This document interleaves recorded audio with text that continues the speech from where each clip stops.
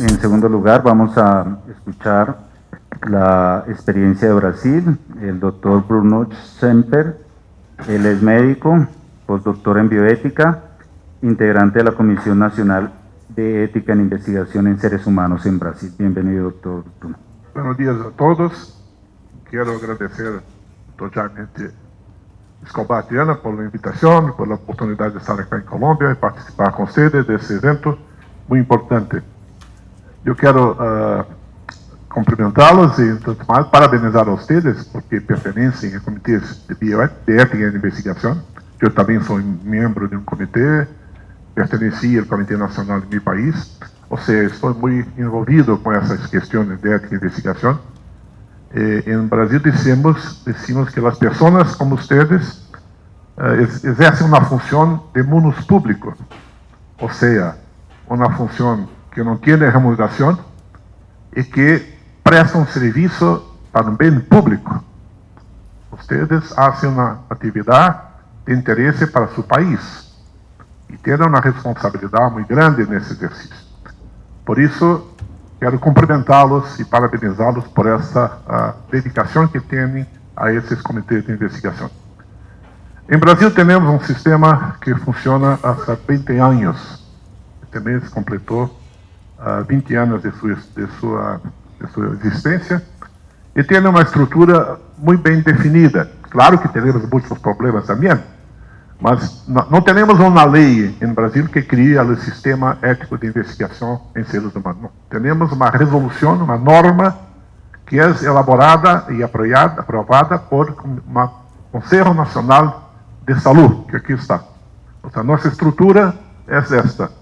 O Conselho Nacional de Saúde elabora as resoluções e controla as estruturas abaixo, que são a Comissão Nacional de Ética e Investigação, é uma comissão central, constituída por cerca de 20 e poucas pessoas, que vêm de várias partes do país, de várias formações, professores, investigadores, membros da comunidade, membros dos usuários, há um controle social também em nosso sistema. Abaixo dessa Comissão Nacional, que faz todo o gerenciamento do sistema ético de investigação em seres humanos, há comitês de ética e investigação. Onde estarão ustedes se caso trabalhassem em Brasil? Comitê de ética e investigação. Vou falar um pouquinho da plataforma de investigação, um sistema que foi criado em 2009 para eliminar a tramitação de papel, de hojas. Né? Se hace uma plataforma eletrônica que não tem mais nenhuma hoja para nós outros analisar. Tudo eletrônico, tudo digital. Foi um grande avanço em nosso país para isso. Muito bem. Temos aqui um sistema ético sanitário, que é o que fala o registro dos medicamentos, e abaixo o sistema ético, que vamos falar especificamente sobre isso, que está constituído dessa forma. Então, essa é a estrutura do controle ético de investigação em seres humanos em meu país. O Conselho Nacional, que é um conselho deliberativo, permanente, formado por pessoas de várias procedências, do governo, do setor empresarial, do setor de usuários, do setor de investigação, e que tem, portanto, representação social nesse comitê. É um comitê muito grande, é um comitê muito importante, é vinculado ao Ministério da Saúde. Esse comitê é que aprova todas as resoluções de ética e investigação, todas. Abaixo dessa Comissão Nacional, temos várias comissões.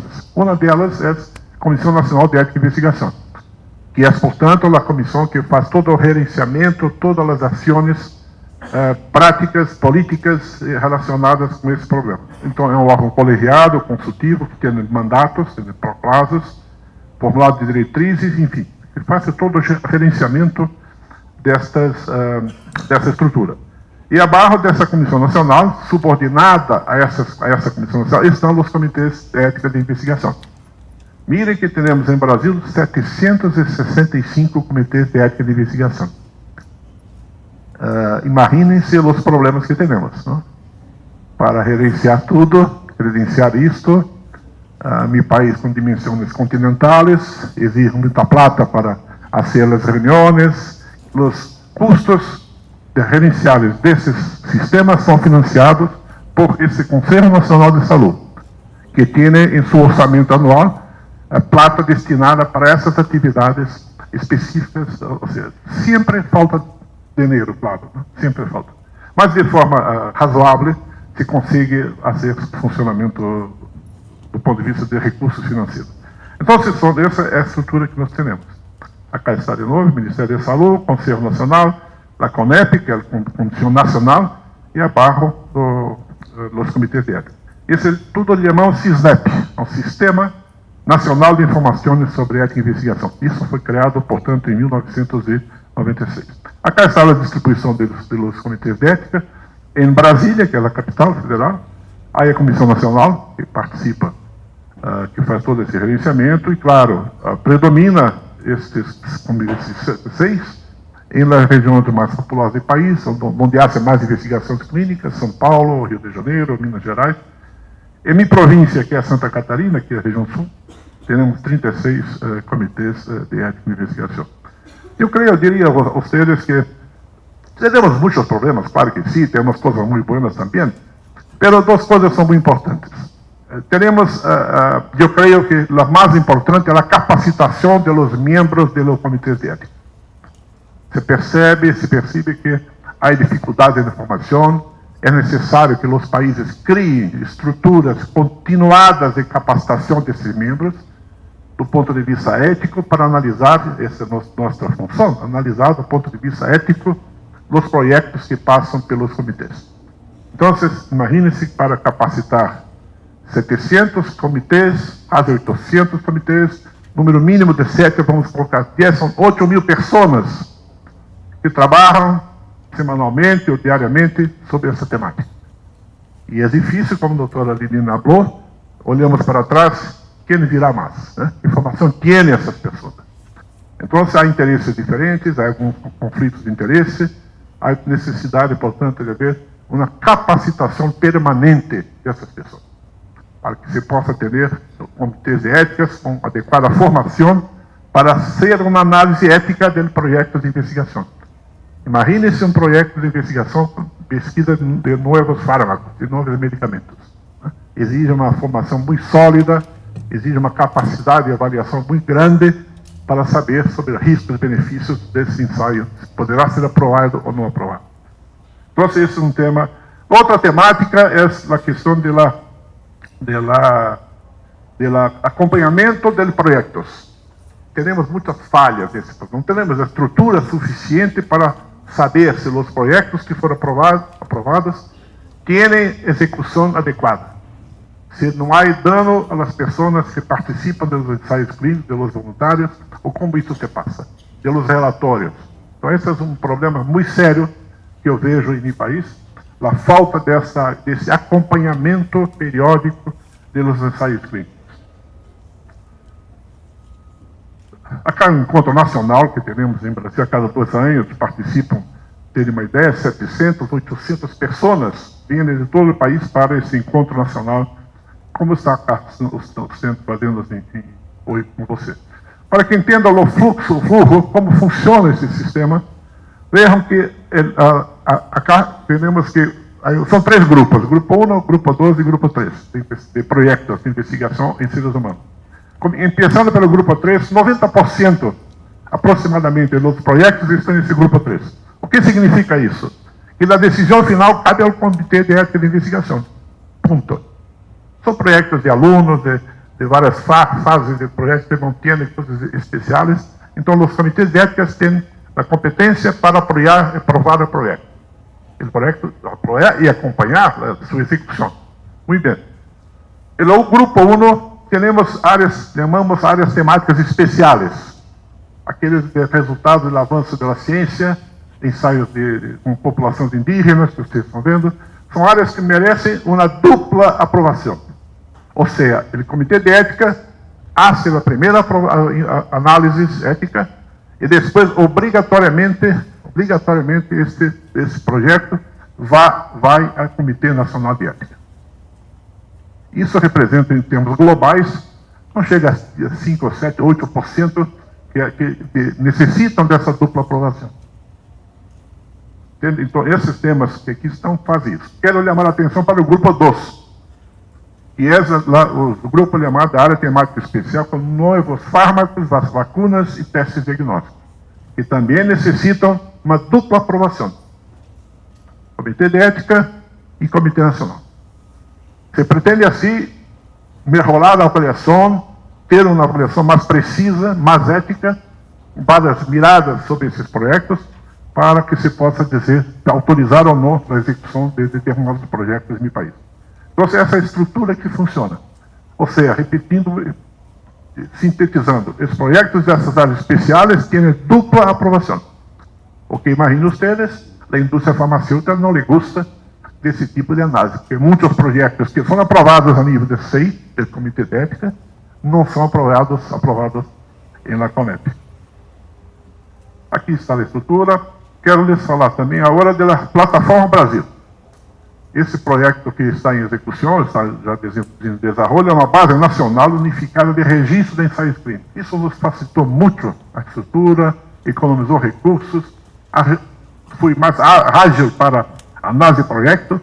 Nós outros recebo em minha casa, em correio por acesso online, todo o projeto que me vem, toda a documentação, tudo que se necessita para a minha análise em minha casa, sem necessidade de me deslocar ou atender a análise posterior.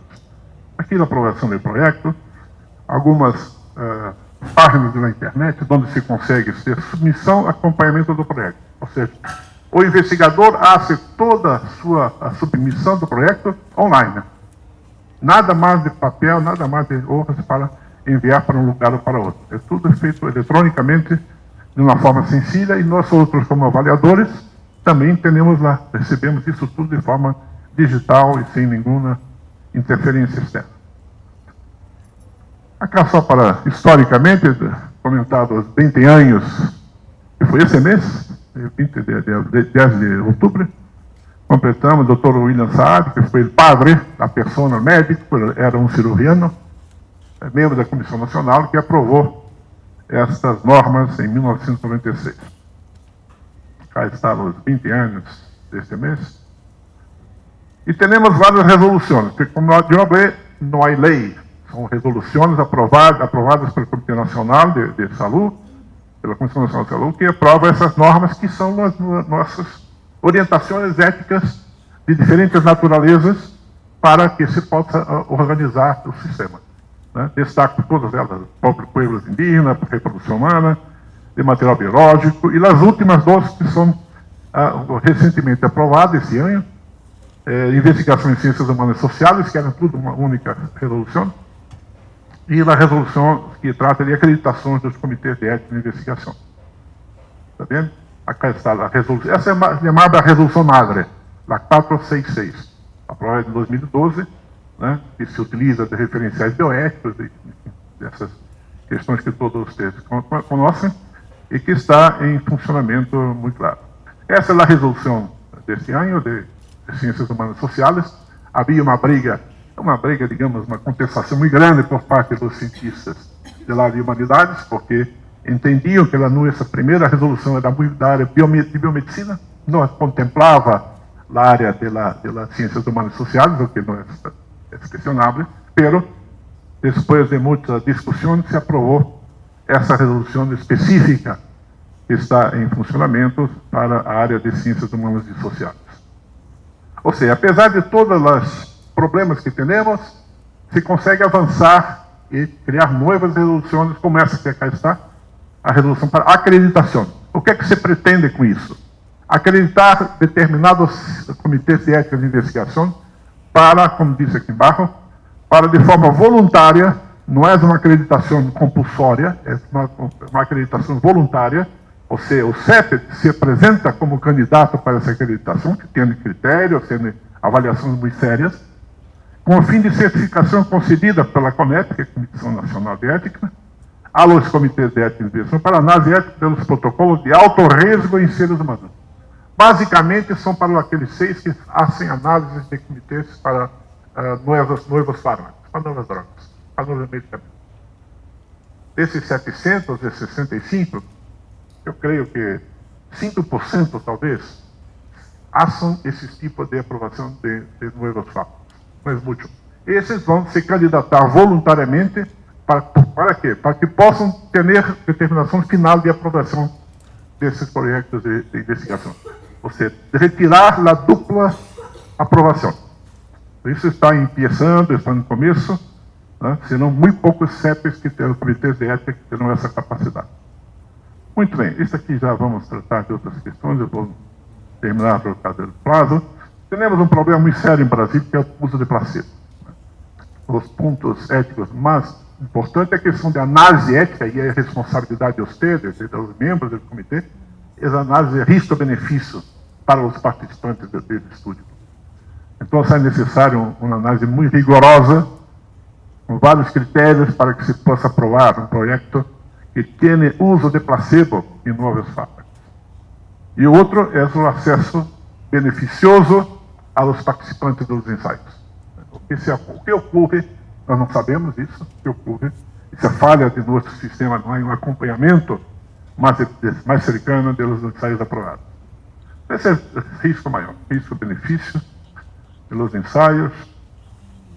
Há uma declaração de uma Confederação Médica Latino-Americana do Caribe de Medicina, que declara sucintamente, rechaça a questão de uso de placebo onde há medicamentos que possam ser utilizados, se aceita o placebo quando não há uma enfermidade que não tem medicações específicas. Aqui são outras coisas sobre o placebo, solamente para demonstrar nossas preocupações com esse uso inadequado do placebo. Em meu país, quase 50% nesse período de 10 anos, em ensaios clínicos registrados em clínicos trials, 43% usava placebo. 43%. E o mais sério, mais grave, que quando se análise apenas dos ensaios com diabetes, chega a 52% dos ensaios com diabetes de projeto teriam uso de placebo. Divisões inaceitáveis, usado numa enfermidade que tem dezenas de drogas úteis, utilizar placebo ao invés de utilizar. Claro que isso tem interesse, porque reduz o custo, necessita menos participantes do ensaio clínico, é mais fácil e mais barato para a indústria farmacêutica. E se utiliza esse placebo atrás de uma metodologia mais apropriada para estudo, o que não é verdade. O acesso às drogas, já falamos sobre isso também, não temos, em meu país é muito difícil ter como não há um acompanhamento, é difícil saber se essas nossas regras que determinam que a indústria deva fornecer o medicamento que está sendo benefício ao participante, ser efetivamente cumprida. Temos acá Nuri e Antônio, editaram esse livro muito interessante, que tem muitas coisas interessantes sobre a América Latina e sobre ética e investigação. Como não temos um sistema claro para acompanhar os benefícios aos participantes, muitas coisas são decididas na justiça, como esse que aqui está. Se determinou que um laboratório oferecesse a um ninho com fibrose cística, um medicamento que estava sendo benefício a essa criança, essa linha. E o laboratório foi à justiça contra essa decisão e acá colocou uma decisão de juiz, que é mandando que o laboratório fornecesse continuadamente, enquanto os testes estão sendo benefícios, gratuitamente por tempo indeterminado essa linha. Ou seja, as coisas vão à justiça para uma definição concreta. Para finalizar, teremos muitas ameaças ao sistema. Não é de hoje. Essas ameaças são muito antigas, já vem cada período se sucedem. Registro apenas 12. Em 2003, um projeto de lei, nessa Câmara Alta, nossa Câmara Barra, no Congresso, Câmara Federal, esse projeto foi retirado pelo autor. E hoje temos um projeto de lei em nossa Câmara mais alta, que é o Senado Federal, proposto por essa senadora, chamado 200 de 2015, que cambia todo o nosso sistema. Essa é uma ameaça verdadeira, real, está parada no momento, por razão de outras em meu país, pero está em tramitação. Isso cambia tudo no sistema. desmonta o sistema ético, extingue a Comissão Nacional de Ética de Investigação, permite a criação de comitês independentes, que pessoas se criam um comitê, não necessitam estar vinculados a uma instituição. Você pode cobrar por esse parecer desse comitê, né? Ou seja, transfere a avaliação ética para uma agência de avaliação sanitária, para registro, na chamada Anvisa, que não tem nada a ver com a ética, nada a ver. Ou seja, foi um projeto elaborado por a própria indústria farmacêutica, com o apoio de alguns dos médicos que são investigadores de novos fármacos, tendo também seu conflito de interesse muito claro, né? Está então em tramitação. Esse é um problema que, se isso é aprovado como está em projeto original, acabou-se a investigação séria em meu país. Acabou-se. Claro, quem patrocina, quem apoia esse projeto são essas empresas, essas entidades vinculadas diretamente aos ensaios clínicos, a seus interesses, exceto a Associação Médica Brasileira, que também apoia por razões outras. Aí uma luz a fundo do túnel. Acreditamos, eu creio firmemente que, como disse no princípio, a capacitação dos comitês de ética das pessoas é fundamental para garantizar a eticidade do sistema, para garantizar a proteção dos participantes dos ensaios clínicos. Mas me preocupa muito esse projeto que temos em Brasil. Se for aprovado, estou certo, será um desastre para os participantes dos ensaios clínicos. Muchas gracias por la oportunidad.